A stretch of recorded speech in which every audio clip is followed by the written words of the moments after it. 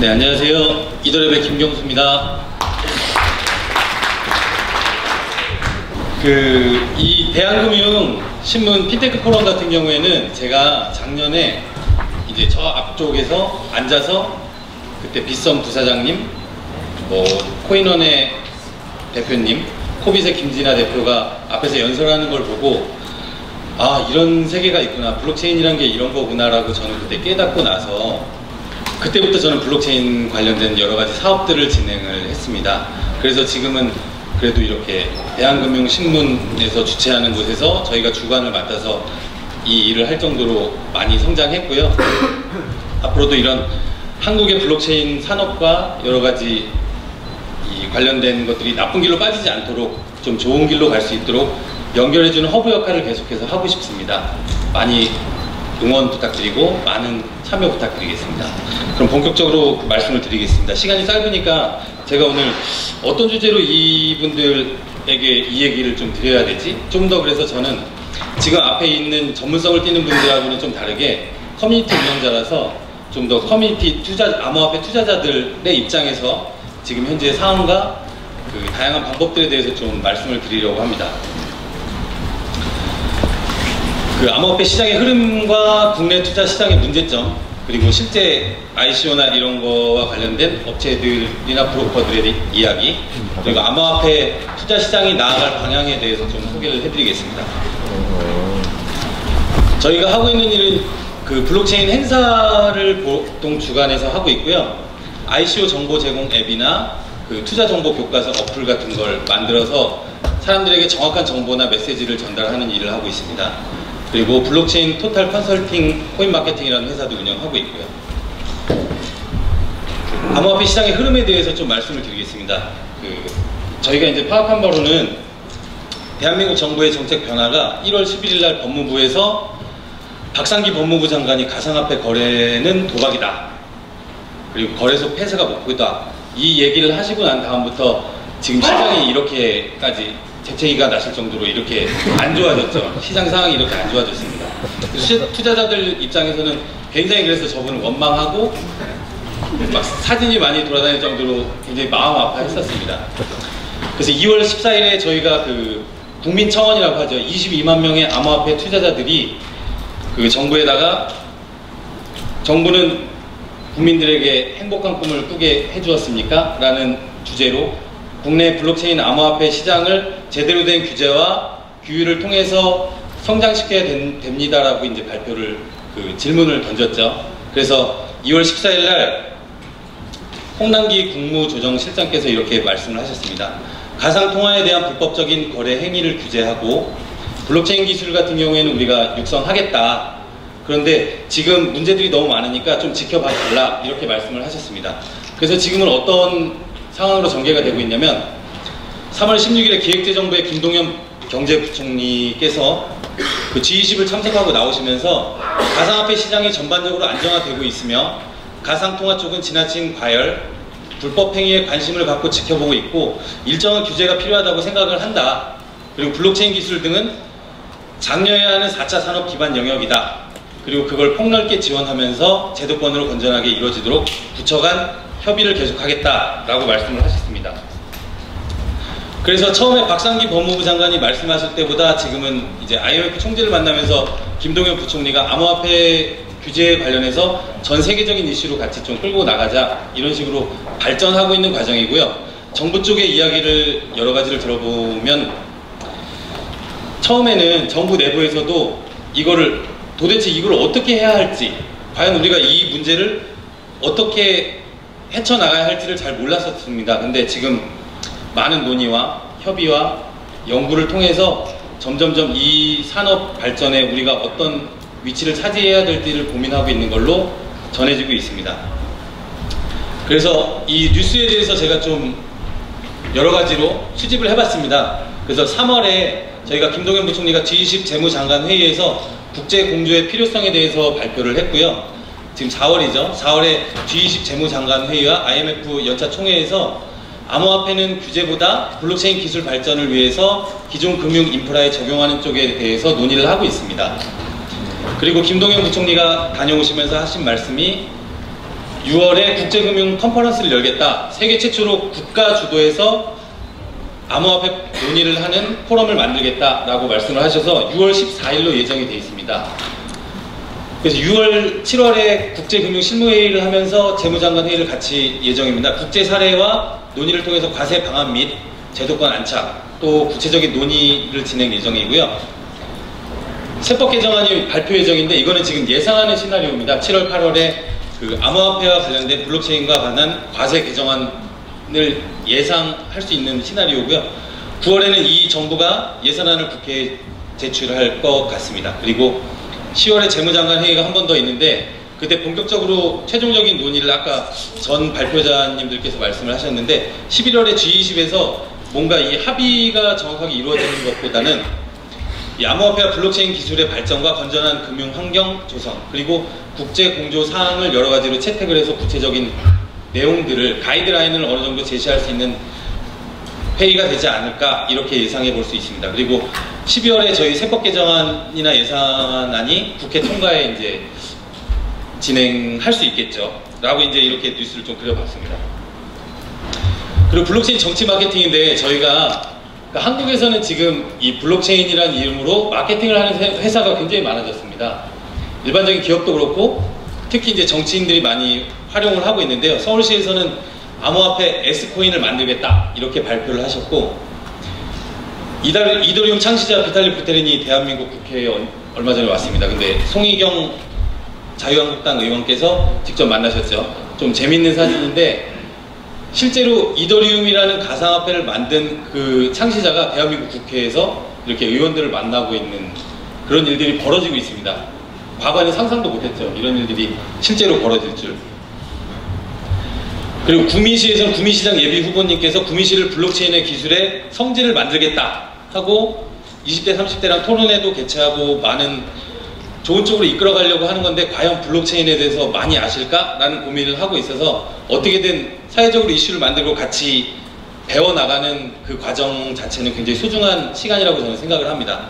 그리고 노원코인이죠. 이거는 조금 암호화폐는 암호화폐인데 지역 할인 혜택이 있는 그런 인식되는 지역화폐 노원코인이라고 합니다. 지금은 포인트 위주로 지역의 가맹점도 살리고 이런 형태로 지금 발전하고 있고요. 초창기에 암호화폐와 관련해서 이 정치 마케팅을 가장 잘 활용한 분은 이분입니다. 네, 안철수 국민의당 대표였고 지금 서울시장 후보로 그 처음에 국민의당 가지아를 외치셨는데 바른정당으로 가셨죠. 그대로 가지아를 외치시고 가셨습니다. 네, 다음은 저희 암호화폐 투자 시장의 문제점에 대해서 좀 설명을 해드리도록 하겠습니다. 저희는 이제 10,000명 정도 되는 커뮤니티를 운영을 하고 있습니다. 실제 암호화폐 투자자들과 직접적인 소통을 하고 있고 미디어들과 이제 정보를 많이 교류를 하고 이러다 보니까 좀 정보가 빠른 편입니다. 그래서 실제 어떻게 이루어지고 있는지 좀 말씀을 드리도록 하겠습니다. 요즘 가장 인기 있는 코인이 뭔지 아십니까? 아시는 분 계십니까? 앞에 저기 혹시 모르세요? 네, 스톰. 앞에 스톰에 참석하셔서 스톰이라고 하셨는데 저희가 이제 비트코인이 있죠. 또 이더리움도 있고 그리고 아까 발표하신 퀀텀도 있습니다. 이게 대한민국에서 가장 이제 좀 핫한 코인이라고 아시는데 그렇지가 않습니다. 대한민국에서 지금 가장 핫한 코인은 카카오 코인입니다. 카카오 코인은 지금 카카오톡에서 만든 블록체인이 아니고 실제로 다단계 업체들이 없는 카카오 코인을 만들어서 판매를 하고 있습니다. 지금 이게 실제로 판매가 이루어지고 있는 단톡방 사진인데요. 저희가 카카오 코인 관련된 투자권 공지하면서 카카오 코인이 현재 상당한 파워로 급부상 중입니다. 그리고 입금 처리를 해주십시오. 그리고 이더리움 주소를 달라고 하는데 과연 이걸 사는 사람이 있을까요? 네, 엄청나게 많이 있습니다. 지금 그래서 카카오톡에서 어떻게 조치를 했냐면 오픈 채팅방에서 카카오 코인이라는 말을 검색을 못하도록 정지를 해놨습니다. 그래서 지금은 이 카카오톡 코인 자체가 판매가 어려워서 이 사람들이 다음에 뭘 했냐면 삼성 코인을 만들었습니다. 삼성 코인을 만들어서 삼성 코인을 지금 판매를 하고 있습니다. 그리고 알리바바 코인을 만들었고 텔레그램 코인은 실제로 ICO를 진행을 했는데 기관 투자자들한테만 지금 제공을 했고 일반인들한테는 제공을 하지 않고 있습니다. 그래서 삼성에서는 우리는 지금 코인을 절대 만들지 않는다, 관계가 없다라고 발표를 했고, 알리바바 쪽에서도 우리는 공식적으로 이런 것들을 하지 않았다라고 발표를 했습니다. 그래서 부탁드리고 싶은 건 뭐냐면, 대기업이 아니고 이제 나중에 여기에 기업분들도 많이 계시고 뭐 금융권에도 많이 계신데, 자기 회사의 이름으로 무언가가 이렇게 코인이란 이슈로 불법적인 행위에 사용되어지면 바로바로 좀 발표를 해서 사람들에게 정보를 좀 주셨으면 좋겠습니다. 카카오톡처럼 바로 그 정지를 하고, 삼성처럼 바로 대응을 해서 언론에 알리고, 여기에서 속는 분들이 어떤 분들이냐면 여기 앉아 계신 분들의 부모님들이 속습니다. 왜냐하면 정보의 취약점에 노출이 많이 돼 있고, 뉴스에서 나온 내용만 보고 오? 카카오가 코인을 만들었어? 또는 오, 삼성이야, 삼성 믿어도 돼, 비트코인은 올라, 수익률은 100%야, 나도 1억을 벌 수 있어, 이런 인식만 가지고 이 시장 자체에 지금 뛰어들어서 굉장히 위험해진 경우가 많이 있습니다. 그리고 지방 같은 경우에는 여기처럼 이런 행사나 미더비나 어떤 세미나가 없기 때문에 지방 분들이 특히 더 위험에 빠져 있습니다. 그래서 정부 관계자분들이나 여기 은행 관계자분들께서는 좀 심각성을 아시고 지금 재미있게 좀 보여드렸지만 이런 내용들에 대해서 많이 교육도 좀 해주시고 하셨으면 좋겠습니다. 지금 다단계 폰지 사기 의심 업체를 제가 정리를 해봤어요. 여러 개로 좀 모아서 해봤는데 현재 공정거래위원회에 신고된 것들이 200여 개 업체 이상입니다. 지금 230개 정도 업데이트가 되어 있는데 피해가 너무 심각합니다. 이건 정부에서도 지금 이 피해에 대해서 알고 있고, 이 피해 사례를 수집을 해서 어떻게 대처할 것인가 지금 따라다니는데 저거를 정부에서 다 못 따라다니겠죠. 그래서 공정거래위원회 홈페이지에 가시면 전화번호가 있습니다. 그쪽으로 발견하시는 즉시 좀 신고들을 부탁드리겠습니다. 그래서 하나 제가 좀 재밌는 사례를 좀 보여드리려고 갖고 와봤는데, 그 다단계 코인 회사가 어떤 식으로 거래를 하는지, 어떤 식으로 판매를 하는지 구체화된 거를 좀 가지고 와봤습니다. 신일 골드코인이라고 이름을 지었습니다. 여기 보시면 그럴싸한 말로 포장한 홈페이지가 있습니다. SNS, 전파, 추천을 통한 전세계 연결, 뭐 탈중앙화, 이런 말들을 이제 사용을 해서 홈페이지를 이제 구축을 해놓습니다. 그리고 거래소 상장 2018년의 예정, 이런 식으로 사람들한테 이야기하고, 아까 말씀하신 대로 유사수신행입니다. 이건 저희가 ICO를 통해서 100원에 판매를 하는데 나중에 이것은 10,000원이 됩니다, 이걸 보장합니다 라고 홈페이지에 명시를 해놨습니다. 이런 것들은 불법입니다. 그런데 이 홈페이지를 제가 어떻게 알았냐면 저희 친구 어머니가 여기를 추천을 해주시더라고요. 저한테 가입하라고. 그래서 깜짝 놀랐어요. 저는 그래도 대한민국의 이런 블록체인의 어떤 교육을 하고 있는 사람인데 저한테까지 이 코인을 믿어도 된다고 추천을 해주시는 거에 너무 놀라서 오늘 갖고 와봤거든요. 근데 여러분들 주변에도 있을 겁니다. 그런 분들이, 피해자들이 있을 거예요. 그리고 여기 보시면 광고가 가능한 언론사의 보도를 한다고 써 있는데, 저희 나라에 이제 기자님들을 만나면 기자님들이 요새 제일 고민인 게 그거예요. ICO 업체들이 보도자료를 어마어마하게 보내온답니다. 근데 이걸 써야 돼요? 소장님, 이거 어떻게 해야 돼요? 근데 기자님들이 지금 판단을 못하고 있어요. 왜냐하면 엄청나게 계속해서 무분별하게 생기는 이 ICO들 때문에. 그래서 저는 그 규제가 반드시 필요하다고 생각을 하는 입장입니다. 효율적으로 그런 업체들을 거를 수 있는 뭔가 정부에서 제한을 해주어야 한다고 생각을 하고 있고요.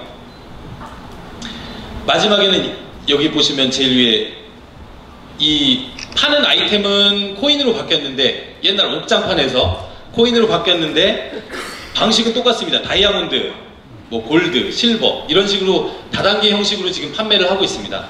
그래서 이걸 이제 조금 재밌게 보여드리려고 가지고 왔는데, 주변에서 사람들이 비트코인 좋아요? 그 비트코인은 저희 입장에서는 계속해서 지금도 버티고 있고 세계적으로 인정도 받고 이 블록체인 기술에 대해서 믿고 있으니까 저는 이 사업을 하는데, 이런 코인들을 물어보시면 좀 저한테 문의를 주시든지 아니면은 그 공정거래위원회에 들어가면 정보가 많이 있거든요. 그런 걸 통해서 사람들한테 좀 알려줄 수 있는 그런 분들이 되셨으면 좋겠어요. 그래서 이 자리 마지막까지 남으셔서 얘기를 들으신 분들은 이거에 대해서 좀 경각심을 갖고 알려야 이 블록체인 산업이 가진 미래를 좀 좋은 쪽으로, 올바른 쪽으로 끌고 갈 수 있지 않나, 이렇게 생각이 됩니다.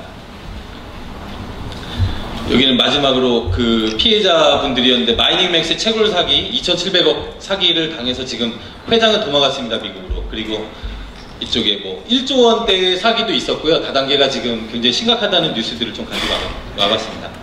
피해자들은 멀리 있지 않습니다. 여러분들의 지인도 예외는 아닙니다. 저희 친구 어머니 설득 실패했습니다. 돈 넣으셔서 피해 보셨고요.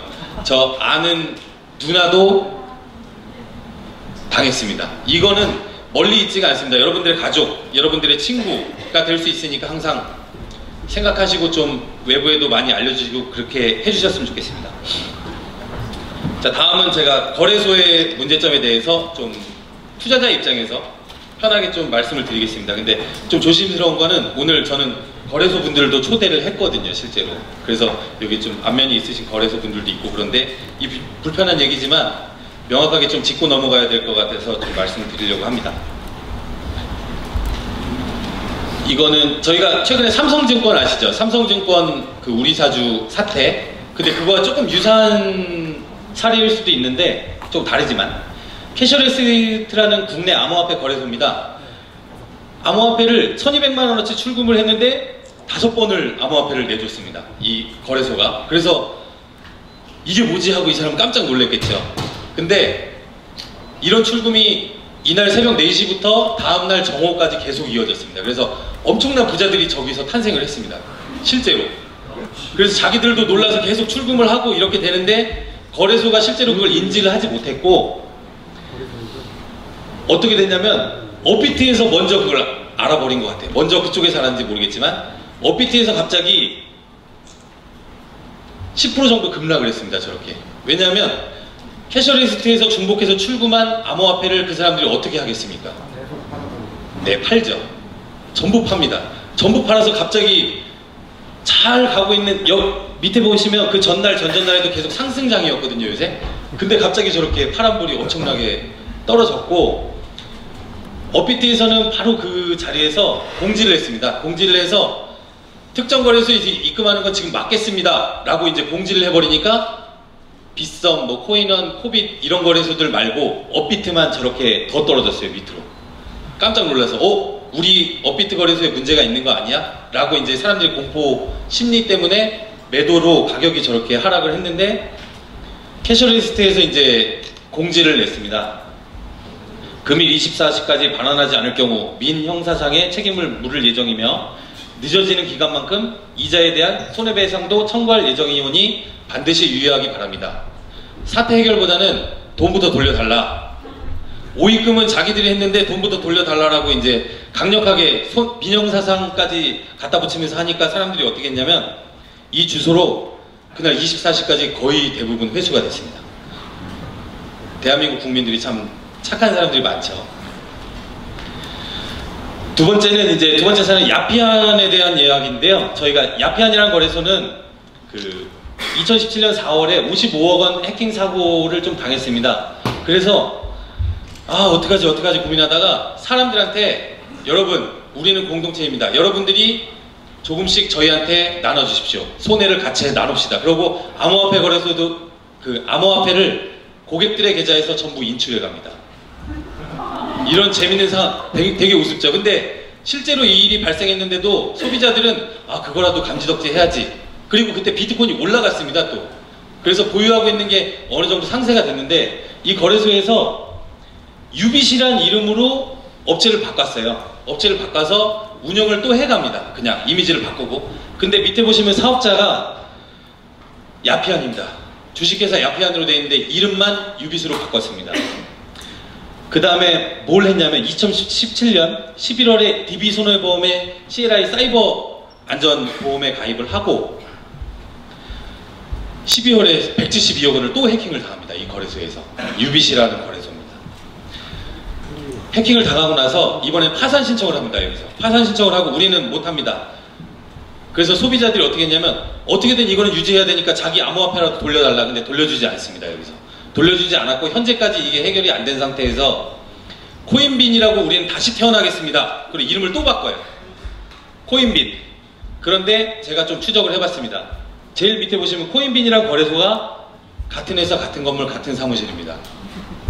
그런데 이걸 법적으로 지금 처벌을 할 수 있는 방법이 없습니다. 왜냐하면 해킹을 당했다고 하는데 이걸 정부에서 무슨 법으로 이걸 막을 수가 있을까요? 그래서 저희 나라는 반드시 규제가 필요합니다. 지금 대형 거래소들이 많죠. 대형 거래소들이 지금 이 운영들을 하고 있으면서 사실 급격하게 성장한 시장 때문에 이 거래소들도 어떻게 할지 모르면서 같이 성장을 해버렸어요. 아까 말씀하신 대로 업비트는 작년에 12월에 이걸 그 부사장님이 어디서 하신 말씀을 들었는데, 자고 일어나 보니까 관리하고 있던 계좌의 재산이 10조라고 말씀을 하셨어요. 언론에서도 인터뷰를 하셨는데, 자기들도 대체가 안 돼서 이렇게 막 어디로 흘러가야 될지 모르는 과정에서 정부나 우리의 사회의 여러 투자를 하시는 여러분들, 또 금융권 여러분들께서 가이드라인을 우리가 함께 만들어 가야 된다고 저는 생각을 합니다. 그래서 이런 문제에 대해서도 부각을 시키고, 이건 잘못했어, 이건 너희들이 잘못된 거야 라고 이야기를 해서 좀 바로잡아 나갔으면 좋겠습니다. 그리고 국내 거래소뿐만 아니라 해외 거래소도 문제가 많습니다. 지금 마운트복스나 비트파이넥스나 코인체크, 뭐 바이낸스들이 해킹이나 이런 문제들에 대해서 지금 취약한 점이 굉장히 많이 있습니다. 그 다음은 저희가 ICO에 관련된 그 말씀을 좀 드리려고 하는데요. 토큰 리포트라고 해외 사이트인데, 거기 보고서에 따르면 2017년 기준에서 총 ICO 업체가 842개가 지금 탄생을 했고, 폐쇄된 ICO 업체가 537개입니다. 그리고 취소된 ICO 업체가 110개 있고요. 지금 분포도는 한국이 굉장히 ICO에 뜨거울 것 같지만 한국도 한 가지일 뿐입니다. 왜냐하면 유럽이나 미국 쪽에서 지금 더 선풍적으로 ICO에 대해서 관심을 많이 갖고 투자를 하고 있습니다.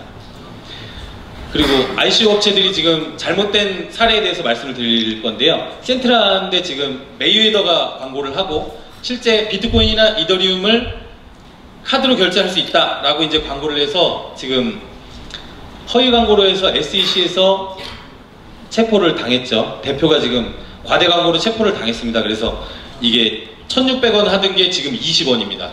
한 주에. 이렇게 폭락을 해버린 사태고요. 이건 좀 재밌는 사례인데, 세이브 드로이드 ICO라는 그 ICO 업체인데 독일에 있습니다. 이 사람이 그래서 5천만 달러를 모은 뒤에 갑자기 바이바이 하고 인사를 하고 트위터에 휴가지에서 찍은 맥주잔하고 자기 공항에서 찍은 사진을 올렸습니다. 그래서 저는 이날 깜짝 놀래가지고 기자님들한테 이제 연락하고 이거 잠적했다고 큰일 났다고 이렇게 말씀드렸는데, 다음날 돌아왔습니다. 얘가 ICO에 대한 그 경각심을 주기 위해서 했다.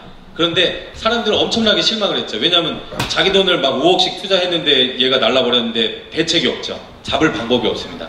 그래서 저는 이 사람이, 이 노이즈 마케팅이 저는 어느 정도, 이 사람도 성공을 했지만 저는 사람들이 이걸 보고서 경각심을 가진 거에 대해서 고맙게 좀 생각을 하거든요. 저는 이렇게 한순간에 사라질 수도 있는 거예요. ICO에 투자했다가.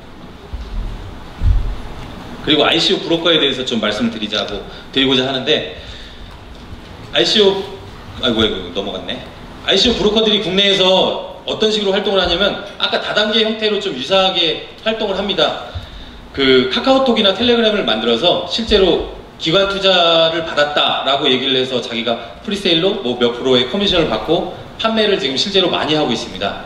근데 문제는 뭐냐면, 실제 그 가격대로 페어한 게임으로 저희가 판매를 하면 되는데, 그렇지 않고 1,000원에 자기가 가지고 왔으니까 뭐 1,500원에 당신한테 싸게 드리겠다 라고 이제 말씀을 하면서 판매를 하는 경우가 있습니다. 그래서 그 피해자들은 투자자들한테 이제 돌아가게 되어 있습니다. 그게 거래소에 상장을 하게 되면 그걸 1,000원에 산 사람들이 무조건 이기게 되어 있거든요. 그래서 이 부분도 정부에서 조금, 요새는 총판이라고도 부르고 코인 되팔기라고도 하거든요. 그래서 정부에서 지금 관심 깊게 보고 있는 상황은 거래소의 어떤 도덕적인 문제, 그리고 이 총판들, 그 코인 되팔기 문제, 그리고 유사수신행이나 다단계 문제에 대해서 그 깊게 생각하고 많이 주의 깊게 보고 있다고 하더라고요. 그 저희가 암호화폐 투자 시장이 앞으로 나아갈 방향에 대해서 이제 짧게 설명을 해드리겠습니다. 그 글로벌 투자 시장이 가진 매력이 있고요. 다양한 사업 분야, 새로운 직업 창출, 그리고 글로벌 외환 보유고가 대한민국이 된다라는 생각으로 갖고 있는데요. 최근에 글로벌 거래소들이 한국으로 계속해서 많이 진출하려고 합니다. 그 이유가, 저는 서울이 굉장히 어떤 트렌드를 끌고 나가고 있다고 생각을 하고 있고요. 블록체인으로서 굉장히 매력적인 도시입니다.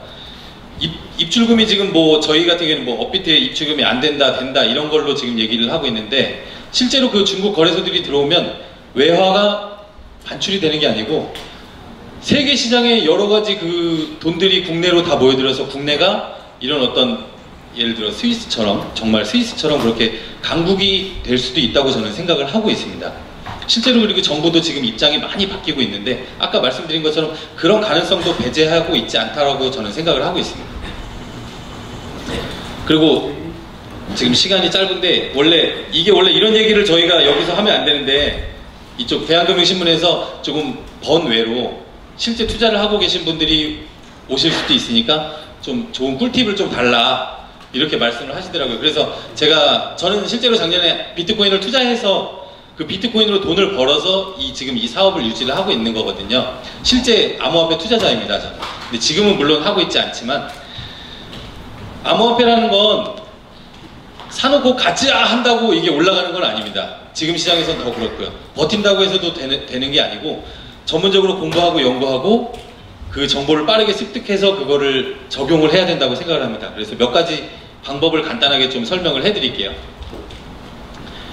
좀 디테일한 투자 방법인데 거래소 상장 뉴스입니다. 저는 하루에 여기 위에 보시면 즐겨찾기 탭에 보시면 국내 거래소, 해외 거래소에서 전부 그 공지사항들 그 페이지를 전부 다 이제 저장을 해놨습니다. 그래서 투자를 실제로 할 때 그 거래소에 한 번씩 들어가 봐요. 공지를 들어가다 보면 거래소에서 실제로 상장한다는 뉴스가 뜬 게 1시간이 안 됐다. 그러면 다른 거래소에서 그 암호화폐를 삽니다. 그 암호화폐를 구입하면 저렇게 상승을 합니다. 이게 거의 80% 이상으로 맞아떨어지는 이론이거든요. 실제로 한번 해보십시오.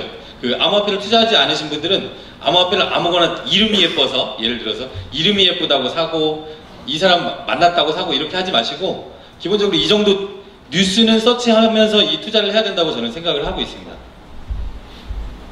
그 피백스라는 코인도 마찬가지고요. 앞에는 제가 좋아하는 고팍스 관계자분들 오셨죠? 네. 고팍스, 제가 좋아하는 고팍스에 퀀텀이 상장하는데 퀀텀이 그날 저렇게 상승을 했었습니다. 업비트에서.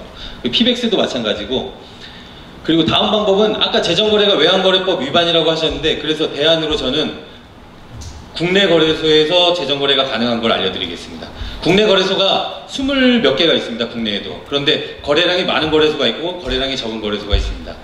거래량이 적은 거래소는 거래량이 많은 거래소를 따라갑니다. 그래서 같은 코인이라도 예를 들어서 한 5%씩 차이가 나는 경우도 있어요. 그럴 때는 거래량이 많은 거래소를 따라갑니다. 가격을. 그래서 거래량이 적은 거래소 중에 상대적으로 안전한 거래소, 아까 캐셔레스트나 어떤 야피한 이런 거래소 말고 좀 안전한 거래소에 투자를 하셔서 거기에서 현금을 가지고 있다가 이게 가격이 올라가면 이쪽에 못 따라가는 곳에 투자를 하시는 것도 방법이라고 생각을 합니다. 그리고 뉴스를 주식에 연결하기인데 암호화폐와 관련해서 요새 제일 빠르게 반응하는 게 블록체인 분야입니다. 주식시장에도 빗썸에 투자한 회사, 뭐 업비트에 투자한 회사, 그래서 빗썸의 대표님이 바뀌면 빗썸과 관련된 주식이 올라갑니다. 실제로. 그래서 제가 전부 분석을 해봤는데 여기에 이게 증거죠. 그리고 빗썸이 매도 소식이 돈다. 그런 날 이렇게 하락을 합니다. 이게 근데 굉장히 빠르게 지금 돌아가고 있거든요. 그래서 이런 트렌드를 좀 따라서 투자를 하셨으면 좋겠습니다. 저는 앞으로도 이렇게 사람들에게 대중들이 그리고 투자자들이 어떻게 이 블록체인을 받아들이고 있고 실제로 이런 것들이 어떻게 적용이 될지 이 산업에 대해서 굉장히 관심이 많습니다. 그래서 미디어, 거래소, 은행, 또 금융권 종사자들 그리고 블록체인과 관련된 개발자들, 개발 회사들이 앞으로 어떻게 방향성을 가지고 나갈지를 항상 안내하고 가이드하고 그런 허브가 되도록 노력하도록 하겠습니다. 감사합니다.